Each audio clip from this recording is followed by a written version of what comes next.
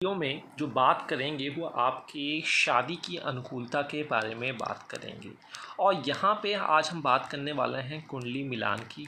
कुछ ऐसे तथ्य जो कुंडली मिलान में गुण मिलान के बाद आपको देखने बहुत ज़रूरी होते हैं। अगर आपके नंबर कम हैं तो कोई बात नहीं, लेकिन जो तथ्य मैं आगे बताने वाला हूँ वो सेटिस्फाइड हो रहा है तो आप उस मैरिज के लिए आगे बढ़ सकते हैं। तो ऐसे सभी लोग जो शादी के प्रणय सूत्र में बनना चाहते हैं, तो ये जान लें कि शादी विवाह जो है यह एक पिच की तरह है जिस पे दोनों बल्लेबाजों को बहुत ही बेहतरीन तरीके से खेलना होता है। दो इंसानों का ये आपस में, दो परिवारों का ये आपस में सामंजस्य है और यह पीढ़ियों को आगे बढ़ाने का यह फैसला होता है। तो यह एक जीवन का बहुत बड़ा निर्णय होता है, चाहे आप कितने बड़े ही बड़े सर्जन क्यों ना हो, डॉक्टर क्यों ना हो, ब्यूरोक्रेट्स क्यों ना हो। और आप एस्ट्रोलॉजी को नहीं मानते तो मैं यहाँ कहना चाहूँगा कि एस्ट्रोलॉजी जो है वो हमेशा आपके पीछे चलती ही रहती है, चाहे आप उसे माने या नाम ना। तो आधा घंटा अगर आप अपना निकाल देते हैं, अपने खर्चों में से कुछ समय और कुछ आप एनालिसिस करवा लेते हैं, तो उसमें कोई भी कमी नहीं है, कोई भी गलत चीज़ नहीं है। आप उसका सांसारिक लाभ उठा सकते हैं। तो चलिए, आज जिस बात को मैं यहाँ बताने वाला हूँ वो बताऊँगा कि आपके प्लैनेट के में जो शादी को डिसाइड करते हैं वो होते हैं ग्रहों का आपस में, जो प्लैनेट्स हैं उनका आपस में कैसा रिलेशनशिप है, क्या आपको उन ग्रहों को देखना चाहिए। तो देखिए, आपने लड़के की और लड़की की कुंडली को उठा लेना है, दोनों कुंडलियों को सामने रखना है। जो रूल आपको D1 में लगाना है वही D9 में आपको अप्लाई करना है। तो आज मैं आपको 5 चीज़ें बताऊंगा, वो 5 चीज़ें आप नोट कर लीजिए। 5 टिप्स मैं आपको यहाँ देने वाला हूँ, वो हमेशा आपको देखना है गुण मिलान के पश्चात। और जब आप हमसे पर्सनल एडवाइस लेते हैं तो हम उस चीज़ को ध्यान में रखते ही रखते हैं।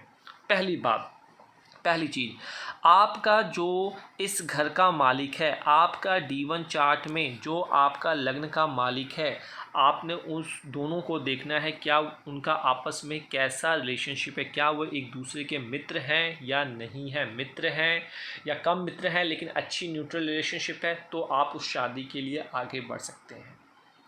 उसके बाद आपको जो दूसरा पॉइंट है वो आपको अपना चंद्र लग्न कुंडली देखनी है। आपको देखना है कि आप दोनों का जो चंद्रमा है क्या एक दूसरे के कंफर्टेबल है या नहीं है। क्या दोनों चंद्रमा के जिस राशि में बैठे उन राशि के मालिकों की आपस में बनती है या नहीं बनती है। अगर बनती है तो इसके लिए भी आप आगे बढ़ सकते हैं। तीसरी चीज़ क्या है, आपको ये जो सप्तम भाव होता है शादी का स्वामी, यह भाव होता है, गृह स्वामी होता है। तो आपको इन दोनों की भी पोजीशन देखनी है, क्या इन दोनों का आपस में रिलेशनशिप कैसा है। और यह दोनों एक दूसरे की कुंडली में क्या 6, 8, 12 में तो नहीं बैठे। अगर ये 6, 8, 12 में दोनों बैठे हैं और वहाँ पे किसी तरीके का भंग नहीं हो रहा है तो वह शादी में समस्या आगे चलकर आ सकती है। उसके पश्चात लड़कों का शुक्र आपको देखना है कि लड़की के चार्ट में शुक्र जो है कैसा बैठा हुआ है। उसके D1 चार्ट में शुक्र और D9 चार्ट में शुक्र अच्छा बैठा है या नहीं बैठा। उसी प्रकार से कन्याओं के चार्ट में आपको बृहस्पति देव को देखना है कि वह लड़के के चार्ट में कैसा बैठा हो। चाहे आपकी कुंडली में 6, 8, 12 में बैठा हो, लेकिन अगर लड़के की कुंडली में अच्छे भावों में बैठा है तो आपको स्टार्टिंग में मैरिज डिले हो सकती है, एंगेजमेंट टूट सकती है, शादी के 1-2 साल संघर्ष करना पड़ सकता है, लेकिन वह धीरे धीरे आपको अपने पारिवारिक सुख की तरफ आगे बढ़ता हुआ दिखेगा।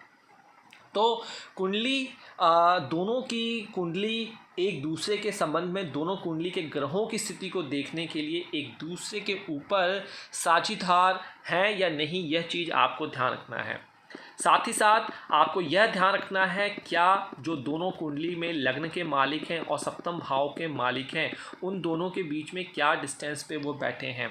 ये दोनों की 6, 8 का कोई रिलेशनशिप नहीं होना चाहिए, 1 और 13 का कोई रिलेशनशिप नहीं होना चाहिए, 2 और 12 का कोई रिलेशनशिप नहीं होना चाहिए। अगर आप दोनों के प्लैनेट इस कंडीशन पर बैठे हुए हैं, ये दोनों पे अप्लाई करना है, लग्न पे सप्तम भाव पे, लग्न पे सप्तम भाव पे, तो जब दशा अंतरदशा आएगी 6 और 8 का संबंध जो है वो संवेदनशील माना जाता है। आंतरिक बुरे ग्रह होते हैं, इंटरनल ये प्रॉब्लम आपके परिवार में दिए जाते हैं, तो इस चीज़ का आपको ध्यान रखना है। अब ये 6, 8, 1, 13 का क्या है, मैं आपको एक एग्जांपल दे देता हूँ ताकि आप इन चीज़ को याद रखिए। चलिए मान लीजिए ये खासकर इनका आपने इग्नोर करना है। चलिए मान लीजिए यहाँ पे 1 नंबर लिखा हुआ है लड़की की, यहाँ पे 5 नंबर लिखा हुआ है। अब 1 का मालिक कौन होता है, 1 का मालिक यहाँ मंगल होता है और 5 नंबर का मालिक कौन होता है, सूर्य। अब 1 से 5 तक आप गिनती काउंट कर लीजिए, 1 को कंसीडर कीजिए, 2, 3, 4, तो आपने देखा 1, 2, 3, 4, 5, तो यहाँ पे 5 रिलेशन 5 घर आगे चलकर लड़की का आ रहा है, तो ये अच्छा है। अब लड़की की कुंडली से अगर हम देखना चाहें तो एक घर कैसे आएगा, 5 से 6, 7, 8, 9, 10, 11, 12 और फिर 1, इस तरीके से तो 5/9 का रिलेशनशिप बना। तो 5/9 का रिलेशन क्या होता है, 5 का मतलब भाग आपका इंटेलिजेंस और भाग्य, तो यह रिलेशनशिप शुभ कहा जाता है। इस रिलेशनशिप में कोई भी खराबी नहीं है। लेकिन अगर यही रिलेशनशिप 6, 8 का डिस्टेंस आ रहा हो, 1, 13 का रिलेशनशिप आ रहा, 2, 12 का आ रहा हो, तो यह शुभ नहीं कहा जाता है। मैरिज में आंतरिक प्रॉब्लम आगे चलकर आपको देखनी पड़ सकती है, तो इन चीज़ों को आपको बचना होगा।